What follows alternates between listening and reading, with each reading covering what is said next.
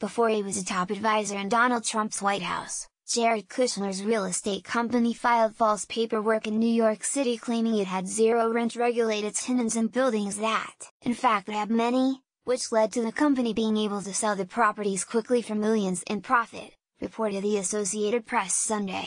In one case, Kushner's company sold 3 buildings, in Astoria, a neighborhood in the Queens borough of New York City, for $60 million just 2 years after it had bought the properties for much less. The incidents occurred while Kushner was the CEO of the Kushner Cuz, but the paperwork did not have his signature, the AP reported, while noting it does show the business had questionable ethics. A watchdog group called the Housing Rights Initiative, which shared paperwork it compiled with the AP, found that Kushner's company filed at least 80 false construction permit applications from 2013-16 that claimed there were no rent-regulated tenants when that wasn't the case. In the case of the buildings in Astoria, for instance, there were 94 rent-regulated units, according to the AP.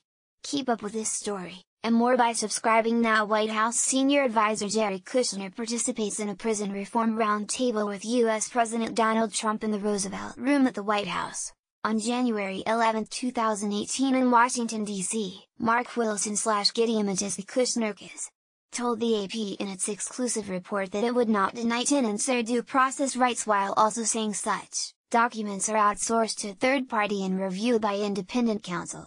Its bare-faced greed, Aaron Carr, founder of Housing Rights Initiative, told the AP. The fact that the company was falsifying all these applications with the government shows a sordid attempt to avert accountability and get a rapid return on its investment.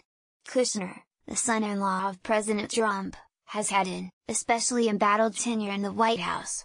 His security clearance was downgraded last month and he was unable to ever obtain a full security clearance, in part, because he was a central figure in the investigation headed up by special counsel Robert Mueller, CNN reported.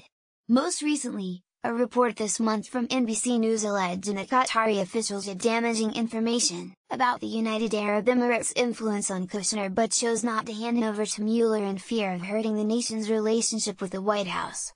Both Kushner and Ivanka Trump, his wife, were even the subject of firing rumors this month despite being related to the president.